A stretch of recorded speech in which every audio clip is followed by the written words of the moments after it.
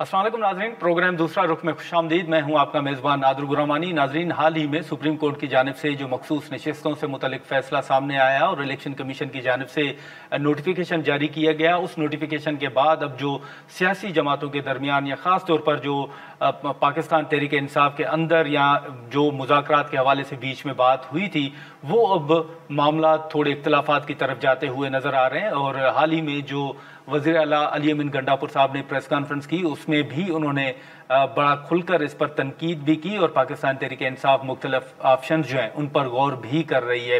अली अमीन गंडापुर ने यह भी कहा कि मखसूस नशिस्तों के बाद जो सूबाई हुकूमत के हवाले से बात की जा रही है कि शायद वो गिराई जा सकती है, तो उन्होंने ये भी चैलेंज किया कि अगर किसी में हिम्मत है तो वो हुकूमत गिरा कर दिखाए। साथ ही साथ अब ये भी फैसला सामने आ रहा है कि मुहर्रम के बाद हुकूमत के खिलाफ तहरीक शुरू की जाएगी। वो पहले आपके इल्म में है कि पाकिस्तान तहरीक इंसाफ ने हुकूमत के खिलाफ तहरीक शुरू करने का फैसला किया था, फिर वो मौखर कर दी गई, लेकिन अब कहा जा रहा है कि मुहर्रम के बाद वो तहरीक दोबारा शुरू कर दी जाएगी। अब ये ऐवान के अंदर, खासतौर पर कौमी असम्बली के अंदर हुकूमती इतिहाद को 2/3 मेजॉरिटी हासिल तो हो गई है, लेकिन सेनेट के इंतखाबात या सेनेट में नंबर गेम क्या होगी, ये अभी मामला सामने आना है। लेकिन इन मखसूस नशिस्तों के बाद क्या सूरत हाल बनेगी? क्या वाकई के पी हुकूमत को ख़तरा है या हुकूमत वाकई 27वीं आइनी तरमीम का इरादा रखती है?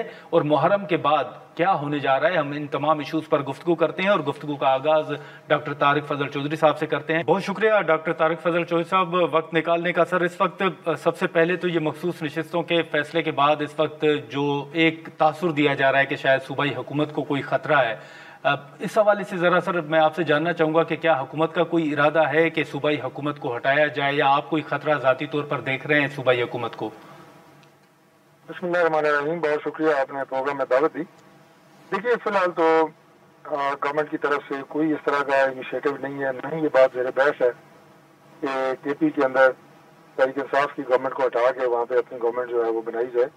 ये सारी स्पेकुलेशन जो हैं ये तहरीक इंसाफ की गवर्नमेंट की तरफ से ही की जा रही हैं और उन्हीं के लोग जो हैं वो इस तरह के बयान दे रहे हैं।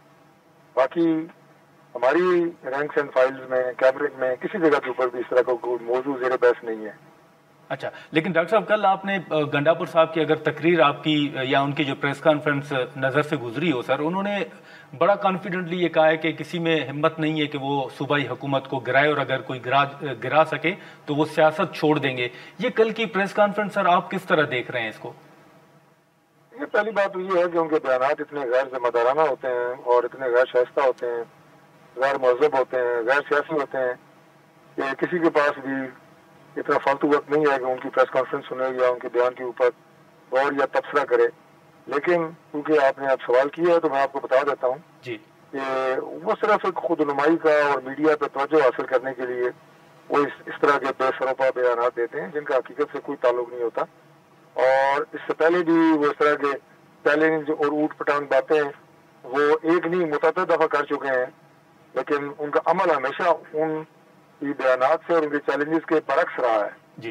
जो यहाँ पे आपने उनके लॉन्ग मार्चेस में और माजी में उनकी मैं तो भागूंगा नहीं, मैं तो लड़ूंगा, मैं तो आखिरी दम तक लड़ूंगा, लेकिन भागने में सबसे पहले गाड़ियां भी छोड़, बंदे भी छोड़, तो उनकी कोई बात संजीदा नहीं होती। मैं हैरान हूँ कि मीडिया क्यों उनकी किसी बात को इस हद तक संजीदा लेता है कि उस पर प्रोग्राम करता है या उस पर सवाल पूछता है।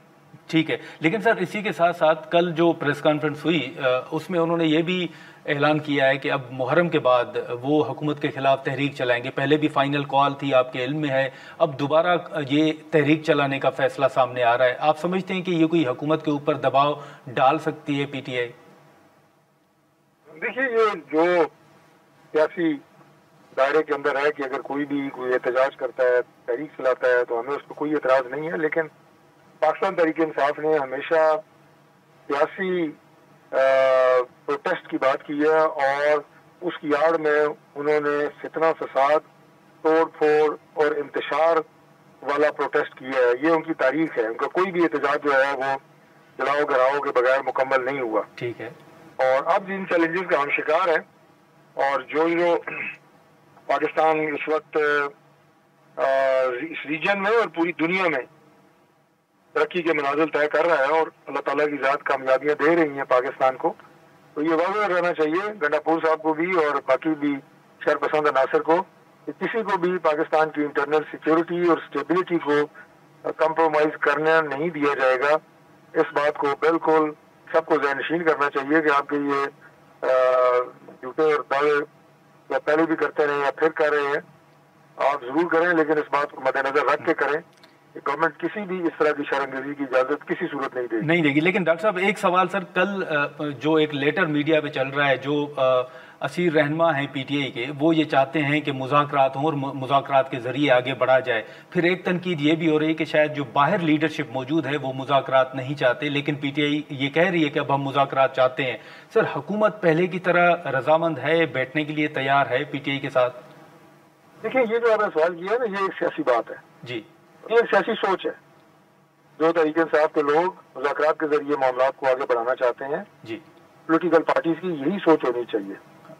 سیاست جو ہے وہ جنگ و جدل کا اور لاٹھیوں اور گولیاں ایک دوسرے کو مارنے کا نام نہیں ہے, جو گنڈا پور صاحب اعلان کرتے رہتے ہیں کہ جب ہم آئیں گے تو بندوقیں لے کے آئیں گے. تو اگر کوئی مذاکرات کی میں وہ سنجیدہ ہوئے تو گورنمنٹ ان سے زیادہ سنجیدگی کا مظاہرہ کرے گی. اچھا سر, ایک دو مختصر سوال ہوں گے. ایک تو ان مخصوص نشستوں کے فیصلے کے بعد ایک جو بحث چل رہی ہے وہ یہ ہے کہ شاید حکومت 27ویں آئینی ترمیم کا بھی کوئی ارادہ رکھتی ہے. سر ایسی کوئی بات زیر غور ہے؟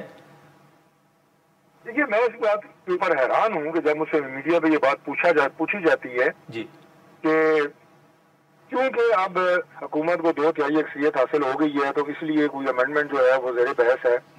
تو بھائی 2/3 اکثریت تو ہمیں آج سے 6 مہینے پہلے حاصل ہو گئی تھی. اسی 2/3 اکثریت کی بنیاد کے اوپر کوئی 26ویں ترمیم پاس ہوئی تھی. تو یہ کیسے کہا جا رہا ہے, میری سمجھ سے بالا تر ہے کہ جی گورنمنٹ کو جناب ان مخصوص نشستوں کے فیصلے کے بعد 2/3 اکثریت حاصل ہو گئی ہے. جی, یہ بات ذہن نشین ہونی چاہیے کہ 26ویں ترمیم کے وقت ہمیں 2/3 اکثریت کے لیے جتنے ووٹیں درکار تھیں اس سے 4 زیادہ ووٹیں ہمارے پاس موجود تھیں. اس لیے اگر کوئی ترمیم ہوتی ہے تو اس کا ان مخصوص نشستوں کے فیصلے سے کوئی تعلق نہیں ہے.